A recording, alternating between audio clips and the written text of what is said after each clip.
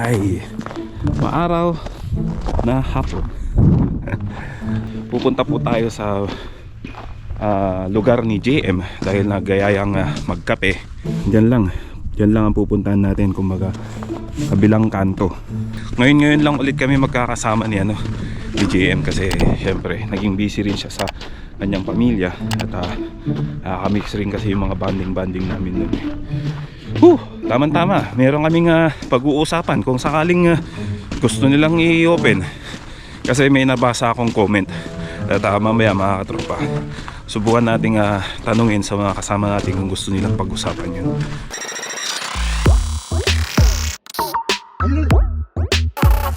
Nandito na tayo at nakahilera po yung tatlong Outlander, isang navy blue, isang pula at saka isang brown. Wala pa yun sa akin dun, dapat nandun yung sa akin. Okay na ako sa sakyan ko. So nandito na po tayo. Yan po ang ating merienda, pizza, puto. Walang may birthday pero kumbaga lang, salo-salo lang. Ayan. Kasama si Jerpy at ang asawa, si Renzi at saka si JM. Ako lang yung wala. Ayan, so ayan, ayun yung po inaantay ka na. Ayan, para pag nandito na kasama na rin kita. Ay, wala, nakakingkit ganyan. Usap-usap muna kami. May marami kami mga pinagsisharean ng pinag-uusapan. Ayun, lumabas po ako ngayon kasi meron akong inaantay na order. Dahil wala ako sa bahay, dito ko na lang antayin. Order ko po yun na sisig, masarap na sisig sa kasama natin sa trabaho. So ito na po yung ating sisig at pagkain natin. Gawa po ito ng ating kababayang Kapampangan. Ayan. Ayan, Painit natin. Sarap yan. Pinag-uusapan na rin natin yung pere, investment at saka Siyempre, So yung mga tropa, meron palang comment sa akin na kay Reginald Silva. Ang sabi dito is, advice naman kabayan, sabi. Bilang senior IT manager dito sa Pinas at sumusweldo ako ng 190k. Kikitain 190k. Kikitain ko kaya sa Canada ang sweldo ko ngayon? Oo naman. Oo, kung talo siya sa cost of living dito. Oo. Kung 190. Malaki ang IT dito.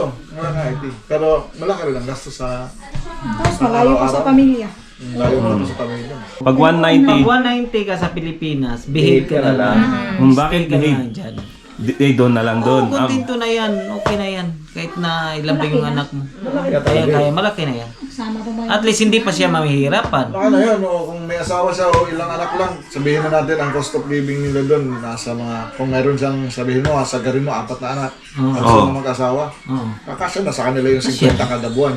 Sabihin mo na 90. Sobra silang 140. Oh, 190. sabihin mo na nga, na 50 sila, medyo na yun magastos na yun. Magastos 90. Kami nga Mayroon pa silang Gusto niya 100. maganda. yung May nandun 140 sila siya. sa di ba? Yung sa Pilipinas pa tayo, nagpapadala sila.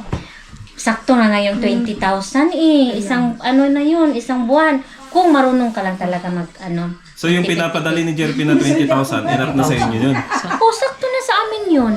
Yung 20? 20,000. Dalawa lang yung anak yun. Paano na sila? Kapag kakasya na rin natin yan, Hindi kasi yung 20. Hindi kasya sa inyo yung 20. Hindi. wala ka naman Sa amin pinabayaran bahay, kasya. may bahay naman tayo doon, wala naman sa kuryente, tubig. Kasi tapi lang ang anak mo, 5,000 na kaagad. Lotion, gamot, cream. Ayun! Ay, babae. Sa inyo. Ayun, Pre, wag ka na mag-comment, pre. Wag ka na Tapos hanapan. Dali rin ito 20, kakasya. Uy, wala pang si Tapin nun. Ngayon, meron na. So, 5,000 na rin. Ayun pala. Sa amin kasi. Ayan, siya. Depende sa depende sa Vitamins pa. Ako nga, safeguard lang. Wala magpadero. Hanggang safeguard lang ako. Di ko kaya yung Cetaphil. Depende sa anong tawag. Lifestyle. Lifestyle. Talaga ng mga bata ngayon. Siyempre, ano masasabi mo sa 190k? Sabi nga Okay na yun. Behave. Pero gusto niya mag-explore, pwede naman. Oo, pwede. Kung gusto niya mag-explore, pero kung magtrabaho dito, Pero walang sisihan. yun lang, wala sisiyan. Ang tanong nga niya, kikitain ba niya? Oo, so. Kita eh. Bayad sa IT dito. Malaki, di ba malaki bayad dito sa IT? Ang IT dito. Oo. Pero ang tanong pre, pag pumasok sa dito, back to zero siya, di ba? Oo. Yun lang. Dapat hanap siyang employer na IT ang pasok niya. Pero kung hindi, May napanood akong vlogger, si Kuya Gidi, travel vlog. Ano siya, remote daw dito, digital nomad. Kumbaga nagre-remote siya ng IT siya. So, dun sa pagkakapanood ko, nag-upgrade siya. Nag-upgrade siya, nag-aral. So, pwede siyang mag-upgrade, mag-aral dito, pero magtiis muna siya sa simula. Na mababa. wala namang napunta dito na Yun nga walang napunta rito Kung may anak siya sa Pilipinas, maganda, hindi makukuha ng 190 sa Pilipinas yung benepisyo sa dito. Wala. Hanggang 17, libre ang aral eh. Tapos, May CCD ba? napakadaling kumuha ng student loan kung gusto niya na medyo price yung Oo. Pilipinas, ipangungutang talaga natin. Oo. Ang hirap pa mangutang, sabi mo. Magkukulateral ka doon ng Carabao, tsaka ng Tiraw pa yung lupa. Kukulateral mo talaga yun. Oo. Dito wala, student loan lang. Pero ang benepisyo, maganda kasi dito eh. Oo, maganda talaga ang benepisyo. Lalo na may mga anak ka. Oo. Ano benepisyo sa mga Bata pa. Sa bagay. Kasi yung Sa 1 night, Pilipinas, makakapag-school bus ka lang naman pag medyo malawag-lawag pag mayaman, Private school. Private wallet mo school. eh. pag mayaman, may school bus. Pero dito, Bus. Libre ang Dito, school bus. pag mahirap, school bus.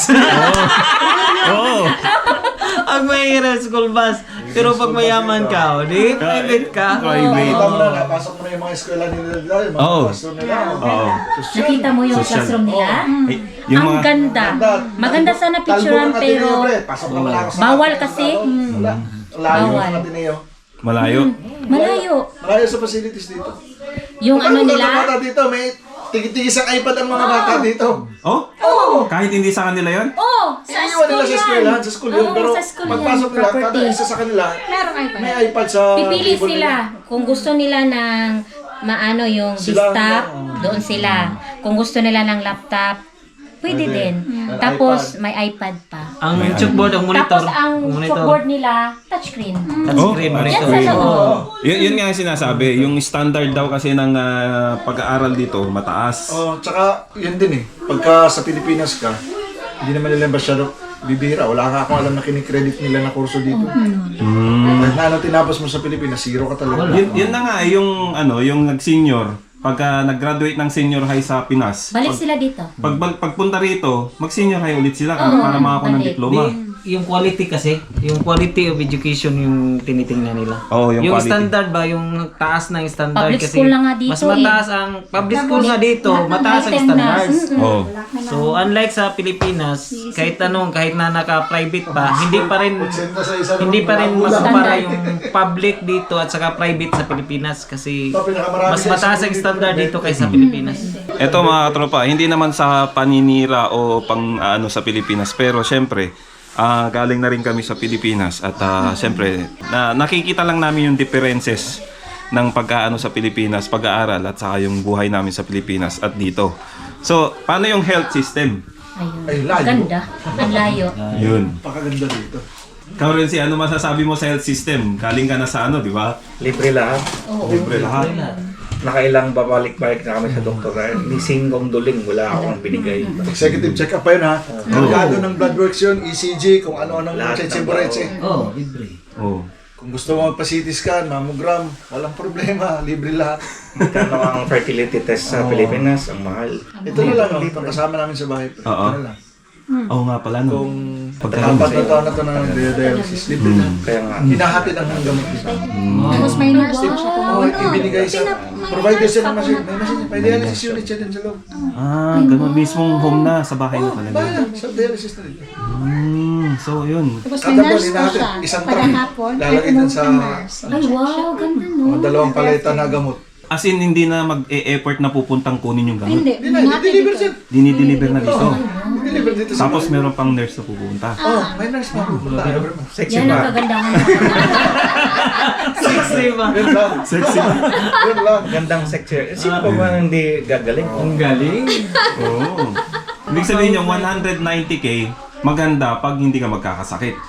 Oh, yun lang. Oo, yun na. Oo, yun. Galing 190 mo, maoperahan ka lang sa Pilipinas o ma-admit ka lang sa, sabihin mo, private na, Tapos na. tapos private ward ka, hindi ayaw mong umadun sa ward lang na marami kayo. Wala na. Tapos magpa-private ka pa. Case at point, si Airmats at Airpats ko, na hospital lang si Airpats ng 3 days. Oh. Nag-bill kami ng almost 200,000. 200,000. Tatlong araw lang yun ha. Sa bagay yun, oxygen siya 24/7. Tapos wala pa yung doctor's fee. Wala Kasi pa yung doctor yung tiya, ano niya. doctor yung ate ko, so Libre. binili nila yung doctor's fee. So parang Almost 300, 3 days. 200, 3 days. Grabe no? Samantalang dito, laman lang. meron akong video na hindi ko pa napapalabas pero one of these days papalabas ko. Nagpunta kami ni Renzi sa Brandon. Nag-ano ako ng MIR. Ni isang pisong duling. Hindi naman piso pala binabayaran dito, dolyar. Ni isang dolyar na duling wala akong binayaran doon. Kalimitan reklamo dito, yung bahay, 25 years mo babayaran. Oo. Ganun din naman sa Pilipinas, pag umutang ka sa pag-ibig, 25 years. Oo, 30 naman yun, di ba? Depende sa depende sa edad. Sa Pilipinas, hindi ka makakabahay pag wala kang sariling lupa. Oo naman. Ngayon, karamihan, pwede silang tumanirahan sa sarili nilang magulang. Pero dito, pag may kaya na yung anak natin, pwede na silang mag-separate, di ba? Ang ginagawa kasi ng Canada, tinutulungan nila yung mga anak natin na maging independent. Oo. Para pag lumaki sila at nagkaroon sila ng pamilya, kaya nilang buhayin. Oo. Hi, hello! So speaking. Kasi, Paul, So yun po mga tropa, kanina pinag-uusapan lang namin yung yung nurse. ganyan, every week siya merong nakapunta dito. Ah, Every week yan. o tingnan nyo. Monitor yan. Sabi, Every week, please. O, kuminsan weekly pa. Tapos suportado ng government, no? Walang trabaho yan siya, di ba? Ay, meron. Nagtatrabaho pa. Oo. so yun mga tropa na, tingnan nyo nga naman no. Kanina pinag-uusapan namin about doon sa benefits, yung nurse na pumunta. Ayun, biglang pumunta kasi narinig kami.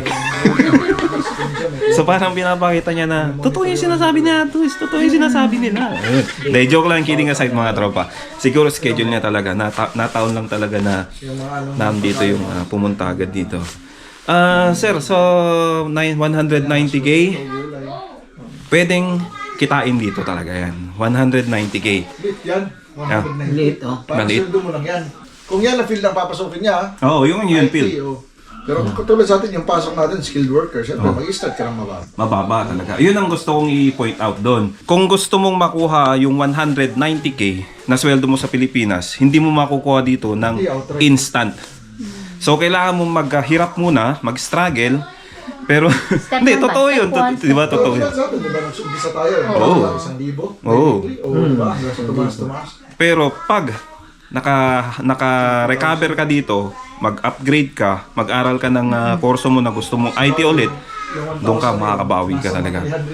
Parang ikaw din ng time sir na nagsimula kang mag-ano ng IT, syempre naghanap ka rin ng nag-aral ka rin, sabi ka. Yung 190 niya, top company na napasukan niya. Pero nung nag-umpisa siya, imposible yung 190. Oo, siguro. Kasi dito sir, meron ako, sabi ko nga, may napanood ako si Sir Gidi. Ano siya, IT developer siya o nasa Pilipinas siya ngayon, remote, nagtatrabaho siya. Pero matagal na dito, marami ng experience na napagdaanan. May mga experience siya na talagang nagdaanan niya muna rito bago niya nakuha yung home base na sinasabi. Home base, nasa Pilipinas siya ngayon, nagtatrabaho, remote dito sa Canada, sumisweldo siya, Canadian dollar ang kita niya. Yun ang masarap. Step So, by step ba? So kung gusto mong pumunta rito, sir, at yun lang, gusto mong magsakripisyo muna.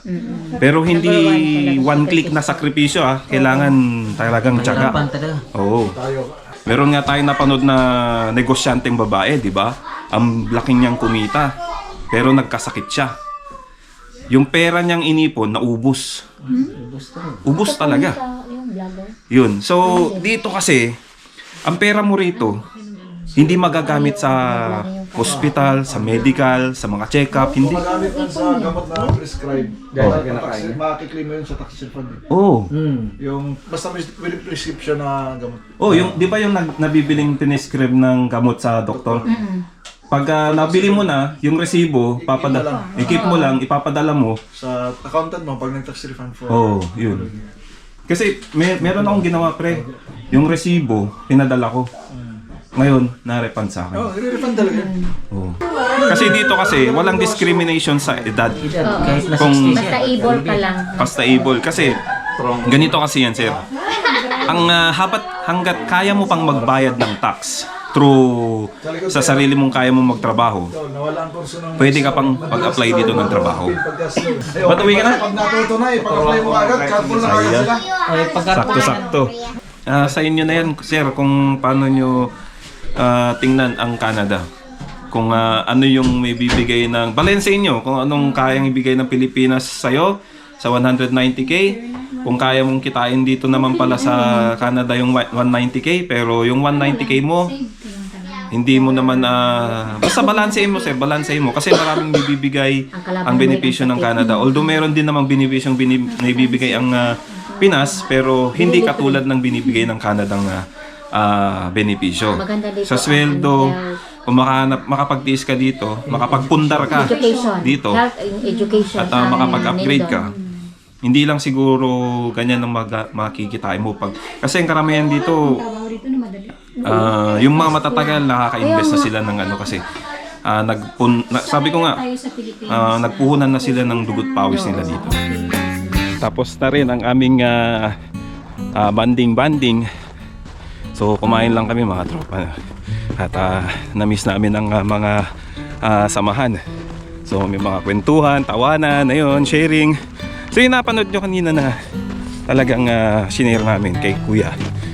Yung mga Kuya, no, kabayan, sana nakapagbigay kami ng magandang palaisipan sa'yo kung sakaling gusto mo mag-Canada. Kasi malaki nga naman yung kinikita mo sa Pilipinas. Talagang kung ako yan, siguro settled na rin ako dyan. Pero ang tanong, hanggang kailan kaya yung sweldo mo na 190k sa Pinas? Kasi kung sabihin na nating may sitwasyon na hindi magandang mangyari, hindi ko naman sinasabing mangyayari, pero what if lang, hindi natin alam yung mangyayari sa buhay natin. Ganon din naman po dito. Dito napakaraming opportunity, napakaraming benefits. Pag dito wala kang trabaho, ay sabihin ko sa'yo, kuya, meron kang 1 taon na susuportahan ka ng gobyerno ng 1 taon. Yun yung tinatawag nating EI, Employment Insurance. So 1 taon yan hanggat makahanap ka ng trabaho dito. Sabi nga nang napanood ko, anong pipili mo, Canada or 10 million? Mas pinili niya Canada. Kasi yung 10 million, kaya niyang kitain dito sa Canada. At saka, yung 10 million sa Pinas, may pamilya tayo. Hindi natin masasabi kung magkakasakit tayo. So, yung 10 million, magagastos mo yan. So, mababawasan yan. Hoy, yun na nga mga tropa na. Sana pag-isipan mo mabuti, kuya, balansein mo lang. So tulungan po natin si kabayan. Share po natin yung experience natin dito. I-comment nyo lang po para mabasa po ng ating mga kababayan at makapag-isip-isip sila. Hindi po namin sinasabing pangit ang Canada. Actually maganda po ang Canada. Pero yun lang, magtiis lang po kayo sa simula. Ay, lamig. Salamat po sa panonood. Please like, comment, and subscribe po. At maraming salamat po sa mga sumusuporta. Ciao. Baby, you give me ice and fire. Pwede ba kitang i-vlog? Wag. O sige, wag na.